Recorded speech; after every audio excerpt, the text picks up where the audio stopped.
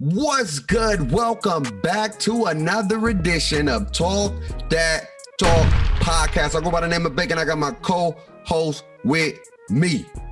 Hey, y'all see it, man. Y'all see it. We out here. It's your boy, man. It's too many reasons. I'm here. I got on my referee shirt because according to my man Jay, he got some stuff to say to Bake. I can't wait till Hottakejay come in, but we're going to save that because I'm going to say that both of our players, both of our patties is looking like we outdated right now. We probably going vegan, maybe. We'll talk about that in a few. But anyways, man, we got to talk about some drama alert with the U.S. Olympic teams. More players are suggesting to sit out, and we have some replacement players coming in. And there is some things about Zach LaVine possibly not even making a team. So let's talk about that. What you know? What's going on with the U.S. team? Reasons? Well, K-Love opted out due to health and injury concerns. And then, you had the whole Brad Beal situation with the health and safety protocols. So, both of those players are replaced currently. I honestly like the JaVale McGee addition. A lot of people have, thrown, rocks at it. But you're not asking JaVale McGee to do nothing or more or less than what JaVale McGee does. We needed a bigger body. And so now my starting five of Bam, Draymond, KD, Tatum, and Dame is even more suitable because you got JaVale coming off the bench. So now when you can go JaVale, Middleton, Drew, Book, LaVine, like coming off the bench, like that's a solid little backup five that you can roll with and all that, just in case, because LaVine is also in health and safety protocols. He didn't get a chance to travel with the team. Yeah. But they're hoping and being optimistic that he does. So maybe his is not as severe. Maybe his is more on some contact tracing type things rather than him actually catching the vid. So, I feel like the JaVale McGee pickup was cool. They also added Kendall Johnson, the young man that played for the Spurs. And if you watch a lot of basketball, Kendall Johnson probably wouldn't have been my first choice, but the young man can hoop. He could hoop. I like his game. And he just fits because, again, you're not asking him to do a lot. You feel me? You got all these other dudes that's supposed to carry the weight of the team. Come and be a role player. And at the end of the day, they are looking good. They end up beating Spain. And I wouldn't say, I would say dominant fashion. It seemed like the game was close, only in the beginning, and they've been doing their thing. So I'm excited to see the new change. I think McGee gives them some height in the inside. So you're not just going to be able to bully him with those bigger centers. You know how a lot of times they try to do the little switching and get a little guard. So it's going to be interesting to see. And they're still missing Drew Holiday and Middleton. I'm not going to disrespect that man ever again. And then D-Book as well. They're going to be coming in. It's just going to be interesting with the whole new strand going on and Tokyo not even having people coming to the games. It's going to be interesting to see how things go. I think they're trying to shut stuff down before it gets too out of control so they can at least have an Olympics because we didn't get to have one last time. And so it's going to be interesting to see what happens moving forward in Tokyo. But I'm looking forward to seeing what the males teams do. But we got to talk about it. Game 5. I was wrong. Me too. I was so wrong that I thought that Chris Paul was going to come and have one of those virtuoso, I think it's one of the virtuoso performance of the lifetime, what he did to the Clippers, and he struggled again. And then I thought about something. Okay. Because Devin Booker was going off. I was like, man, D Booker's going off. But then I thought about something. I thought to myself, I said, he ain't got Drew Holiday on him. Every time Drew Holiday is either on Chris Paul or on Devin Booker, they both look like two different persons. It's like when they don't have Drew Holiday on them, they looking like some fresh patties off the skillet, hot and ready to eat with all the toppings and everything. But when Drew Holiday come on, it's like that soggy patty that had been out all day. You like, I really don't want to eat this, but I got to eat it because I'm hungry. It's the only thing I got. So I'm going to put this on. Drew Holiday is becoming a Phoenix Suns stopper. He's becoming the most valuable player on the court. He's neutralizing both Devin Booker and Chris Paul. And I was telling Jay, and I know he's going to come here and try to get me, but I said Drew Holiday is on Chris Paul throughout the game. So that lets you know who's the main source of the team, because they know Devin Booker can get points, but he doesn't impact the game in other ways like Chris Paul does. If Chris Paul can impact the game, that's when the Suns are the most deadly. So they're neutralizing his impact on the game. So they're letting Devin Booker get all their buckets and score for 30 and 40. But you know what's happening? The others are not getting in the rhythm. The others are not getting no touches, and the others are not being able to contribute. So the Bucks have an amazing game plan right now, and I'm nervous. I am so nervous. And not only did Holiday hoop on a defensive end, Holiday came with one of those scoring performances. Again, we don't know what Holiday going to show up. I just don't understand. This is one of those teams, you don't know what you're going to get. It's like, yo, just show up and see what happens. Hey, listen, man, it's like when you go to the thing at the in 2K, you go get your little thing for the day, your little daily reward, and you just don't know. You feel me? You know, sometimes you may get a Puma item. Puma? I'm sponsored by Nike. Like, oh, damn Puma. You know, or you may mess around. Because like one day I went and I got 20 VC, 20K. I was like, ooh. But sometimes when I got 500 VC, like, what I'm supposed to do with this? You feel, you know, this is like Smokey and Friday. This ain't enough. Make it enough. Make it enough, right? So, but the thing is Drew Holiday has done this before. Yeah. He did this to Dame and CJ. Yeah. And got them up out of there in 4. Yeah. You feel me? And that's what he does. And so when he decides to be in his defensive bag, he is a problem. The only problem is it doesn't always carry over to the offensive side. Right. And he tends to have bad offensive outings. But, you know, and again, me and my boy Ryan, you know, who was on the show. Yeah. We talked about, he brought it up, and, you know, we kind of try to talk about it because it is, you know, we had an elimination game. Who is your finals MVP if the Bucks was to win? Because he was saying Middleton and or Giannis. And so I compared it to Shaq and Kobe. Right. And when I compared it, I'm looking at like Giannis is dominating. You look at his numbers, you know, 40-point games, 30-point games, the numbers is there. But the guy that they give the ball to really lay the nail in the coffin is Chris Middleton. And Chris Middleton numbers are consistent. But when you look at it, they're going to always go to the big man because of what he's doing. So I said they're going to give it to Giannis because I feel like Giannis has not only been the star, he's also been a factor. And that's just kind of how I look at it.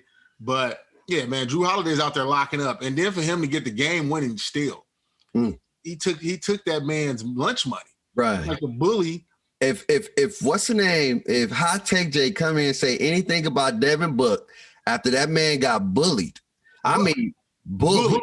Give me your cookies, and you ain't gonna do. And he laid on the floor. He didn't get up to go after the dude. He laid on the floor.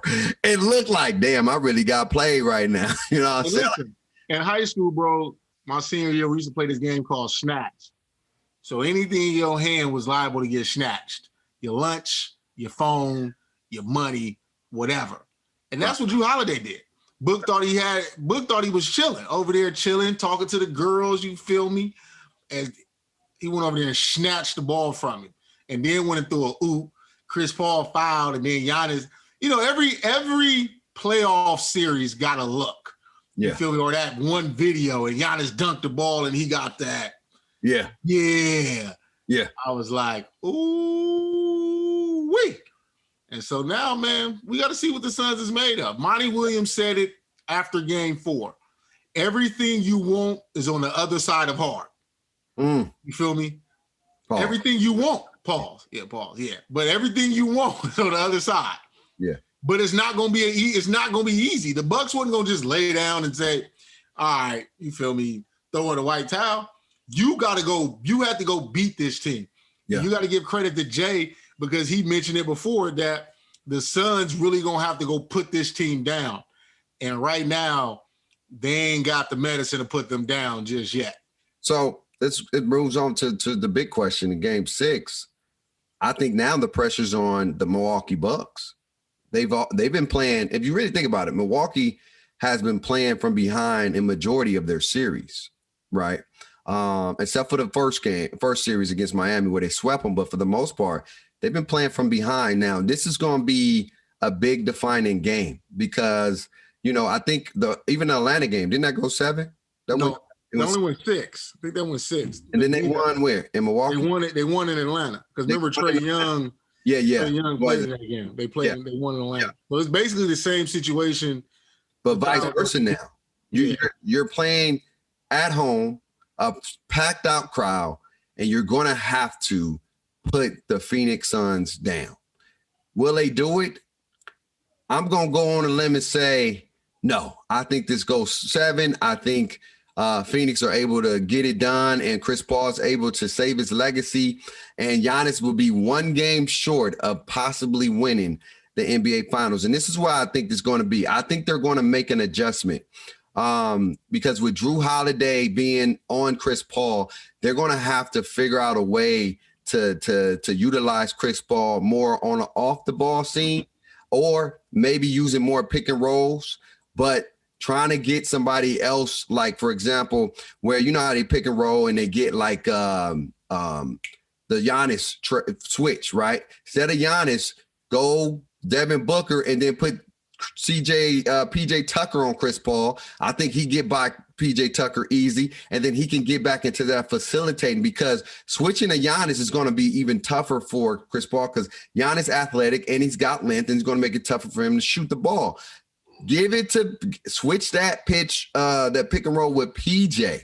Have PJ, Devin Booker, and Chris Paul switch off, right? Whoever Holiday on, get a screen and have PJ, because PJ really ain't been giving you nothing defensively, and he ain't been giving you nothing offensively at the end of the day. So he is the weak link. So wherever PJ Tucker is, I say you attack him if I'm the Phoenix Suns, and then I gotta figure something out. DeAndre Ayton is a great asset, but what I learned from DeAndre Ayton is that his defense is horrible. He has no lateral quickness. Giannis has done the same damn move for the past 5 games. The Euro step, he hasn't went right not once.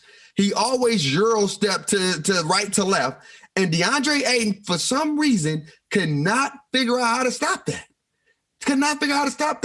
I think DeAndre Ayton has to make Giannis a jump shooter. I think you don't let him go get downhill. You force him to shoot jump shots, and you live with him shooting mid-range. Do not let that man eat in the paint. He's been able to get whatever he wants. And I think by him being able to get whatever he wants, that opens the floor up for Middleton and Holiday and the others, because they're so worried about Giannis being a freak of nature, getting whatever he wants. Because when DeAndre Ayton is off the floor, nobody's going to stop him. He's too big. He's too strong. And I love Giannis right now. I love the way he's playing. But if I'm Phoenix, I'm making him beat us by shooting. I'm not letting him get no penetration to the paint. Yeah, I think the Suns, to your point of just about D-Book, I think the Suns have to figure out a way and let D-Book become the creator. And then once they see that D-Book is getting everybody involved, and they switch up Holiday, and then now it's Chris Paul doing it. D-Book had that game against the Clippers game 1 where he went for like 40, had about 10 assists and all that kind of stuff. So D-Book has to find a way to be able to score and create. Because right now he's just in his scoring bag, and he's putting up the numbers. So he's been effective. He's scoring. He's getting those, but they are conceding him scoring to take out Chris Paul's playmaking. Mm-hmm. So I feel like the opposite would be is D Book figure out a way how to become more of a playmaker and read the defense a little different, force the action to where they got to help and do other stuff. And then now, you feel me, you can create for others and they can help out because they are neutralizing everything else right now. And Chris Paul's struggling and Devin Booker's getting his numbers, but it's not conducive to winning basketball right now. But let's see. It's about that time. I know you got the ref jersey on. We're gonna bring this man in. I know he's about to bring it. Oh, okay. Yeah, hold on. Video. Let me get my. Y'all, how's that coming in?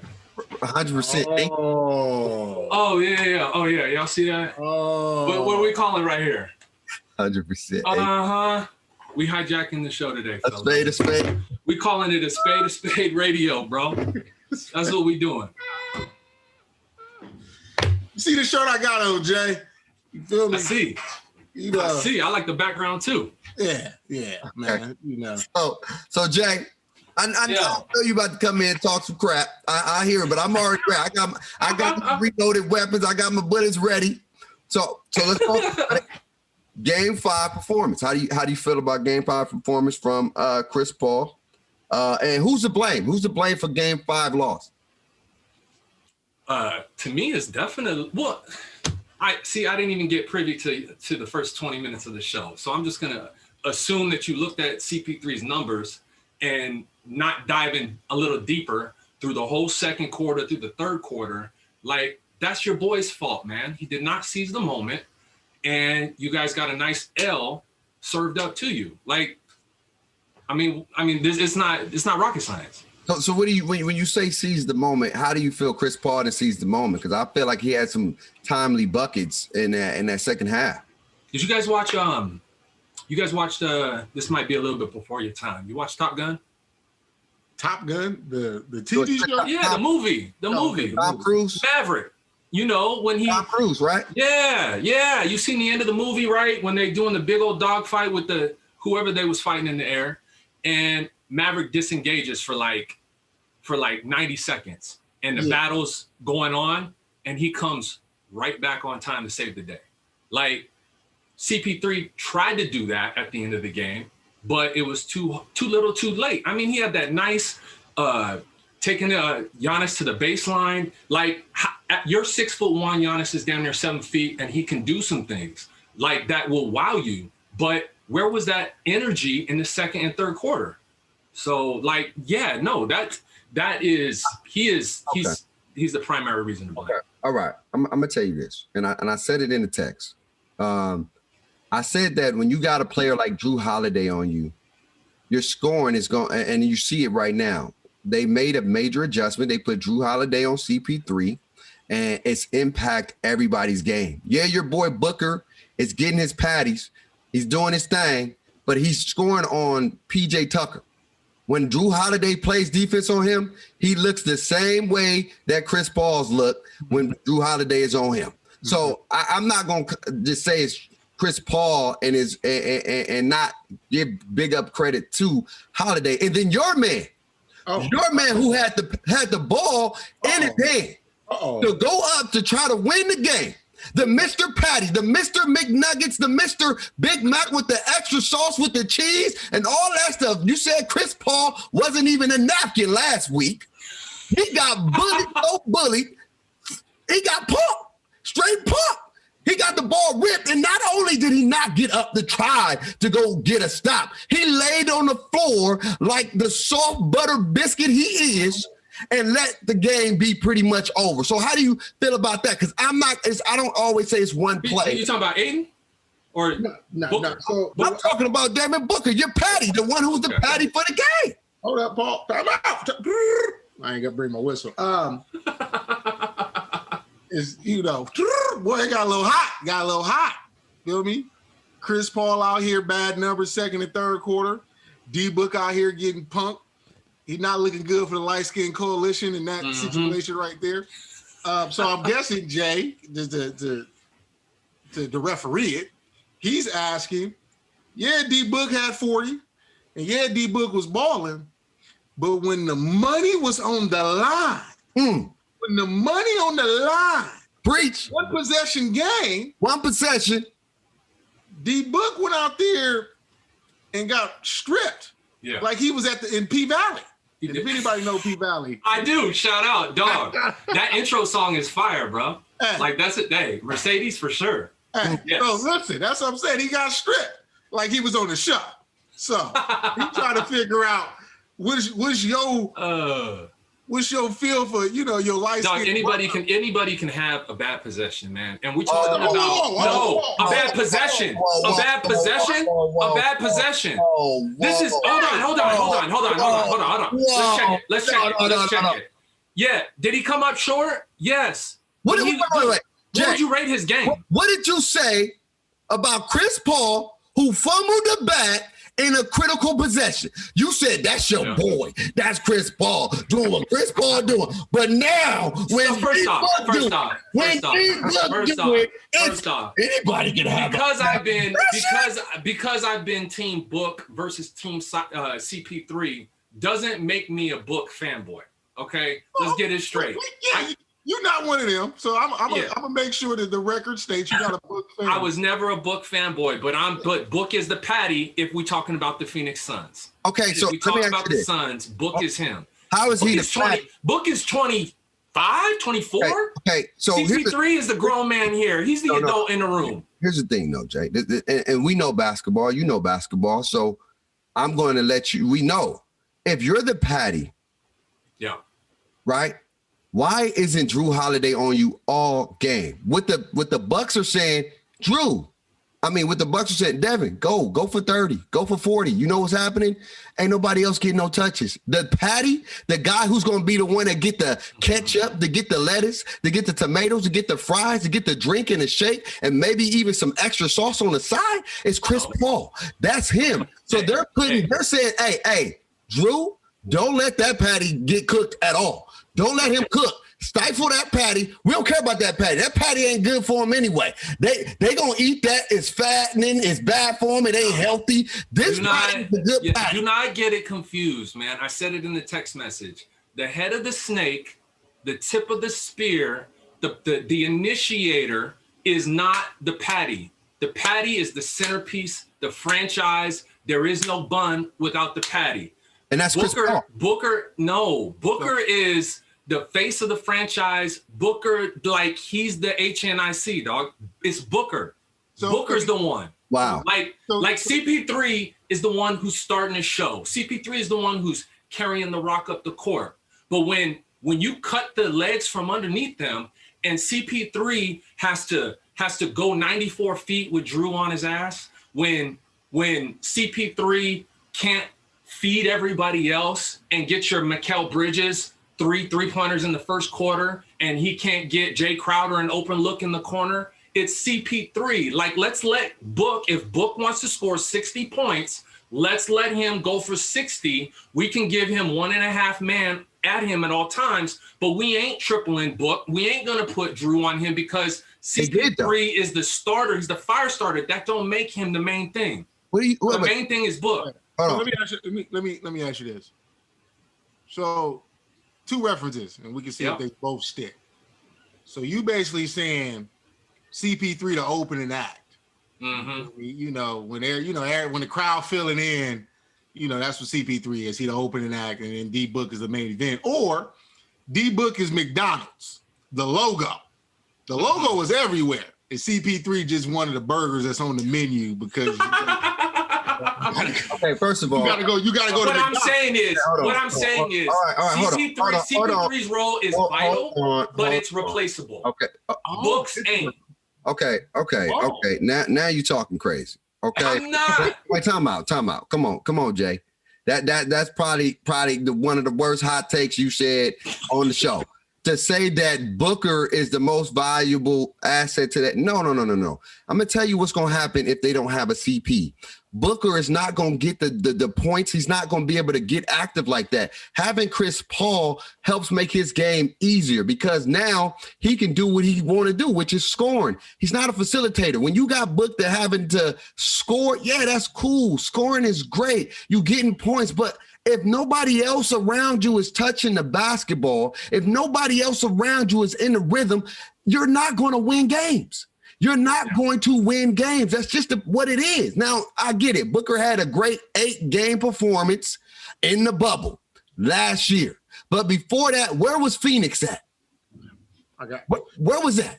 So, according to the numbers and the perspective, Phoenix fell off when DeAndre Ayton got suspended and he was gone for 25 games. A lot of people don't tend to talk about DeAndre Ayton's suspension, which caused Phoenix to be in the hole.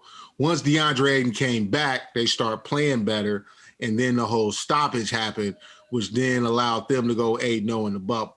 So if you look before that, I'm talking about when DeAndre Ayton was there. He was there before that. Yeah, no, but remember, so DeAndre Ayton, the Suns was like middle of the road, and then when he got suspended for 2, because you got to think about it, when you miss 25 games. About last year, DeAndre Ayton's been what 3-4 years now, right? Yeah. So what I'm saying, what I'm saying is when you look at the Suns and the build up to where they are, right?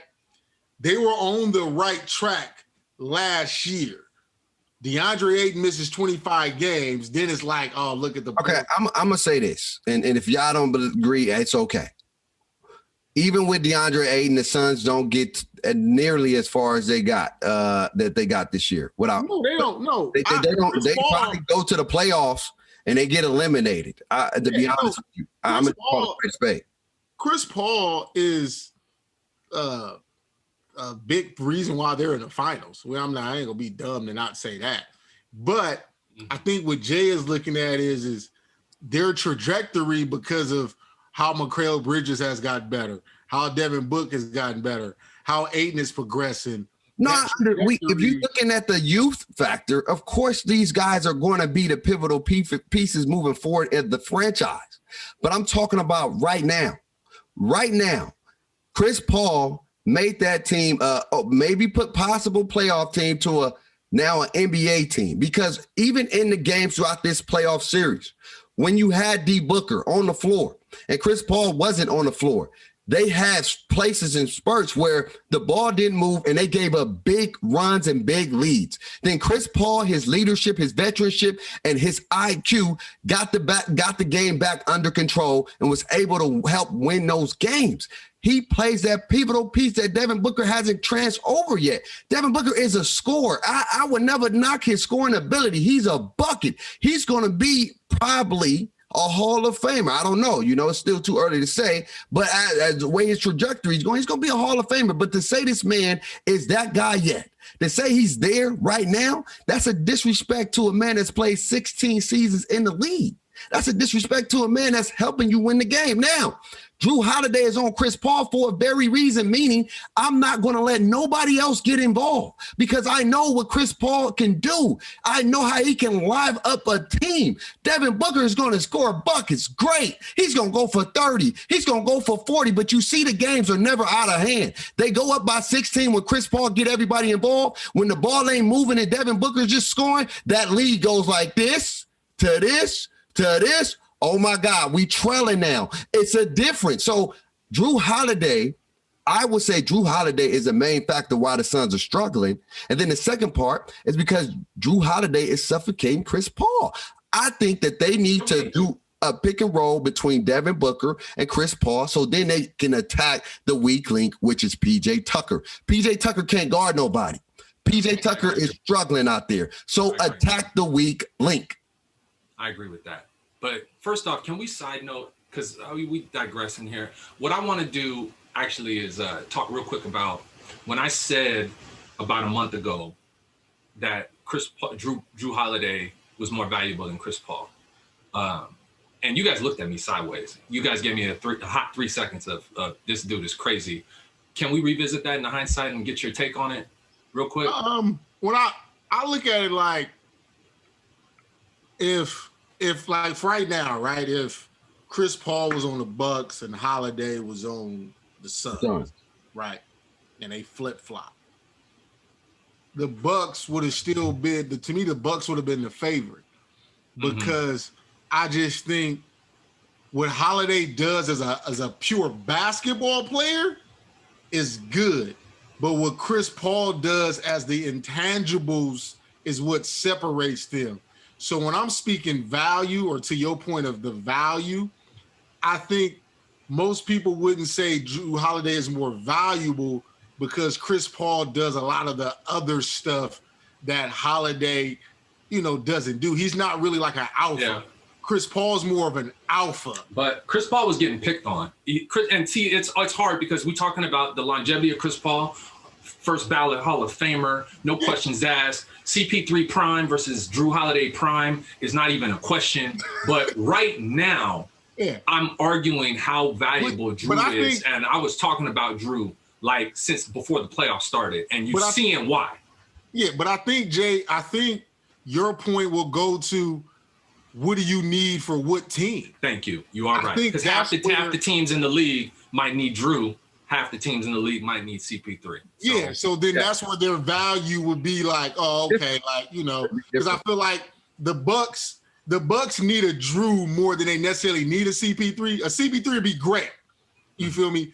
I don't think Jrue would really help push the Suns over as far as like CP3 would, if that makes sense. Yeah. Because I would say I would have to agree with that. I say when it comes to Drew's facilitating, Jrue Holiday is a bucket. If you looked at Jrue Holiday high school points and when he played, that man is a bucket. Okay, and I would say right now, looking at this series, to be honest with you, I know they're not going to give it to him because his numbers on the offensive end has been fluctuating.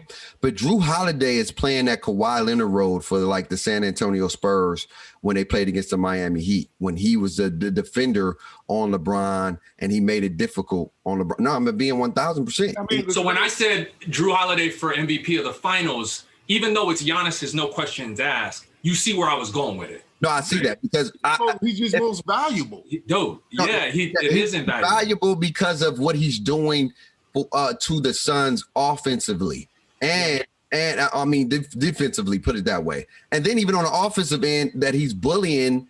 I hate to say he's bullying my boy Chris Paul in the paint. He's strong as hell. So when Jrue Holiday get that rock, this is what the Bucks are doing and what they should have been doing throughout the whole damn playoffs. And now they finally decided to do it. Is they're taking advantage of their strengths. Yes. They're the stronger team. They're the most dominant team. You see it. They're stronger in a lot of ways than the Phoenix Suns. I'm not capping. I'm not going to make that up. And you see it, how they can dominate you. The Suns, though, they play great team basketball. It's great team flow when the ball is moving. But when the ball is in one person's hands throughout the game, they're just an average team. And that's what Book does, is he gets tunnel vision, and he should not. When you really dissect that game, they're like, all right, you want to play one-on-one? Go ahead. Get your 40, but ain't nobody else popping on. I wouldn't call it an apology. I'm going to just say he woke up. Bud finally did some adjustments. He did. It took him to the finals to really make, but I'm talking like real adjustments that really impacted versus Kyrie being hurt, Trae Young being hurt, backing into an injury. Yeah, and you get the luxury of just making a minor adjustment and then it works. Versus in this series, he actually made some real adjustments that really affected how this series has changed. And like I told Bake, I said, D Book has to go into becoming a facilitator. Mm-hmm. And what you just said, Jay, about him being tunnel vision, if they want to win tonight, D Book has to become the guy that's setting up Chris Paul. Chris Paul is not a bad catch and shoot guy. Chris Paul is not a bad off the ball guy because I've seen him do it with James. I saw him do it with Shea and Schroeder. Chris Paul can play that role if need be. So I think Monty has to figure out a way to make D Book become more of a facilitator. And that way, it doesn't wear Chris Paul down all the way to the end, and it probably help out. But also, man, you got to look at Monty Williams, and in that second quarter, how he really he just snuffed at it. It was like he let the 16-point lead just go away. You feel me? With no timeouts really being called, with no real game plan adjustments being called. So, if I'm going to call Bud to the carpet, I got to call Monty to the carpet too and say, you got to do better coaching during that stretch because losing that 16-point lead was basically the downhill spiral to how the rest of the game went going forward. Here's my thing. I'm not about, look, at the end of the day, Monty can definitely make some adjustments. But if you really look at both of these games, man, it could have went either way. It was pretty much a play here, a play there, and the Bucks just made the play when they needed to make them the most. And that's just really what it boils down to. Like, I'm not gonna call it. I'm gonna call it spade a spade, especially with the hat you got on. So I gotta call it spade a spade. The game could go either or. We can easily be saying Suns already won the series, done in 5. Yeah. Or whatnot, because the way the game's been going. And unfortunately, it's been going into the Bucks' favor. Now the pressure is on the Bucks. You gotta put a dog away. The hardest thing to do is put somebody away. It's good to go up. The Bucks have put people away when they went up. But now, are you going to be able to do it one more time? Are you going to be able to do it? Yeah. Or are we going to Phoenix for Game 7? I think the Bucks' booties are going to get tight because it's different than just winning a regular game and playing another one. No. I think what happens is the pressure of finishing is going to be very up here. And then I truly believe that they're going to have that mindset, well, if we lost, we could always go back and win in Phoenix. That possibly could be in the back of their head. Like, if we lose, it's not like it's over. We still got one more. You know what I'm saying? And then the last thing I'm going to say is this. Phoenix is playing with house money now. They don't have nothing to lose. At the end of the day, they're going to play out there. Look, they go out there and play hard. Either you win or lose. As simple as that. Yeah. Well, we're going to see. I think there is a path to victory for the Phoenix Suns tonight. We'll see whether, like, if Freak gets an injury, obviously, if the Bucks come out tight, which they can, the reverse can also happen where the Bucks get a 15-point lead early and Phoenix just lays down. You know, they just lay down. So, because from my vantage point, it's booties can get tight all you want, but Giannis is still the best player, and Giannis is dictating inside out. So, if CP3 and Book are getting a little tight from the perimeter, that's a different category, because Giannis is the unstoppable force. Giannis is not going in there with predetermined moves anymore with the spin, and I'm just going to, bull in the China shot. They're looking for him to give him the rock, on the baseline, some cutting action. I'm watching him with the dirt fade and dropping it off. I'm like, okay, this is what I was talking about. This is what I like to see, Giannis. So if he brings it, it's going to be easier for the Bucks to follow and put these dogs down. You got Reese? Yeah, man. It's going to be interesting just to see how this plays out. I agree with Jay that the Suns can't afford to go down 15, 16 double digit in first quarter, because I just don't feel like they're going to have that comeback in them to really push it. I don't see it. If the Suns can keep it close or be winning, I feel like the Suns should win this game because the blueprint is there. I mean, like you said, Bate, these last 2 games have basically come down to the wire, and the Bucks have made the play. So the Suns got to put themselves in a situation to where they can make that play to win that game. And, like I said, I picked the Suns to win the series, so I got to hope that they win tonight. But it's not going to be an easy task. And Jay made the point at the beginning of the series that if the Suns do go up, can they really put a team down that has no injuries, that is fully loaded? Can they really do it? Jay said it before the series. He said it when they was up 2-0. And now we're looking at it. The Suns are struggling. That when you put your dog down, that medicine right now, it ain't working. Yeah. So, well, I'll tell you this. CP3 has had 72 hours to think on this, right? So it doesn't matter if in the end, you can't execute because you got the best perimeter defender and then you got him flanked by Giannis and you 6'1" and you coming through. The world's going to see that. But you better go down swinging. Yeah. Like there's an energy in the second and the third quarter that you need to have and have some pride about you. And he's had 72 hours to think about it. I fully expect him to throw all his juice, all your mustard, all up, and I expect him to come out with that energy.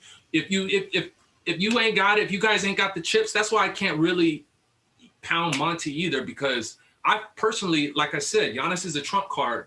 And if you lose to that because he's evolving before our eyes, there's no shame in that. I would have to agree.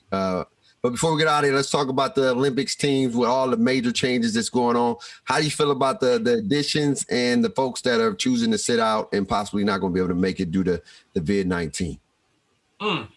Trae Young, can we get my man on the team? I don't understand that one. If he want to be on the team, he should be on the team. You know, I'm not going to knock Kelton Johnson and JaVale McGee. Should they have been on it? Probably not. Do they fit? Do you need some role players? I forgot that Book, Middleton, and Drew is coming in. And so it really, when you think about what that team is missing, it's a lot of what they can do. So, you know, I expect them to hit their stride. Yeah, I said JaVale McGee is a great addition just for the simple fact, you feel me, there's no goaltending in FIBA, and you get to let JaVale McGee goaltend. Like, that's right up JaVale McGee's alley. That's cheap. And it is, but that's FIBA rules. I know. Yeah, that's some cheese right there. Yeah, so when I look at it, like I told y'all the last show, with the addition of JaVale McGee, the starting five of Bam, Draymond, Katie, Tatum, Dame, to me looks even better because now you actually have a real big to come off the bench. So whether you want to take Bam out, you take Bam out and leave him in there, leave JaVale in with Draymond, or when you do a whole five of Middleton, Drew, Book, and Levine, if he can make it over, like, you good. You feel me? I feel like they're more complete now with having a backup role player center like JaVale McGee, because we're not asking them to do much. You got to think about in 2012 when the USA team had Tyson Chandler. You're not asking them to do much. You just ask them to be a body, grab a couple of rebounds, spell my starters. And matchup dependent. We just need somebody to come in, hold it down, rim run. Yeah, and you know JaVale McGee ain't gonna be tripping off playing time. He brings the DMP, go hard. Yeah, so I'm saying he brings the juice and the energy because he's such a team guy.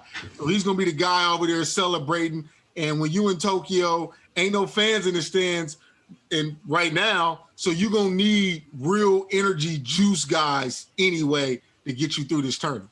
I'm not worried about the USA team. I think they're gonna figure it out. I think with those role players getting on the team, they're gonna have those guys that's out there to eat the beans and potatoes. They're gonna be the ones to do all the dirty work.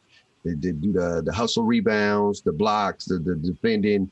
And that's good. You can't have all superstars because sometimes superstars don't want to play. That's just what it is. 2004. They just want to score and they want to just be, prima donnas or whatever the case may be. But it's having a bit of a balance. I think it's going to help the team out. But we'll find out, man. Again, Elimination Day. Somebody either going home or we got Game 7. It'd be good. Like I say, this has been a great series. Good basketball, great back and forth. Every game is a nail biter. And you just like, man, who's going to win this one? And I don't know. I think they said the series don't start unless you win on the road. The Bucks have run on the road. Can the Phoenix get the momentum back and possibly finish away? Is Giannis going to be one game away from winning his first NBA Finals? Or could CP3 put on some heroic performance to take it to Game 7? We're going to find out tonight, man. But without further ado, y'all stay blessed. Y'all stay. Oh, no, hold that thought, Rick. I got some shit for reasons. He said, surprise me. Just want to show y'all something. See this right here? Ooh, I need it. I'm loving it. Too many, baby. I got some swag for my boy over here. Too many reasons. Ooh, too many. You got some merch coming your way, homie. I appreciate it. That's pretty lit. That's pretty lit. Too many reasons. Bro, check it out. That's it. hot. That's high quality right there. Hey, that's hot. I'm all right. Listen, I got my purple Kobe jersey to go with him. You feel me? You feel me? Shout out to Kobe. Right. Also, before we get out of here, man, shout out to my son. Today is his 10th birthday. My guy, Milton. Shout out to my guy. I would have had him come on the show, but he's swimming with his friends, so I'm gonna let him live his life. Shout out to Milt. I gotta yell at him later at football practice. So yeah. But If y'all want to learn how to get some merch, we'll have some more information about that moving forward, because we definitely about to take it to the next level. We love y'all. We appreciate y'all. Stay safe out here, man. Stay safe. It's getting crazier and crazier. We may end up going back on lockdown sooner than you think. Always remember to stay safe and to talk that talk. We see y'all on Thursday. Peace.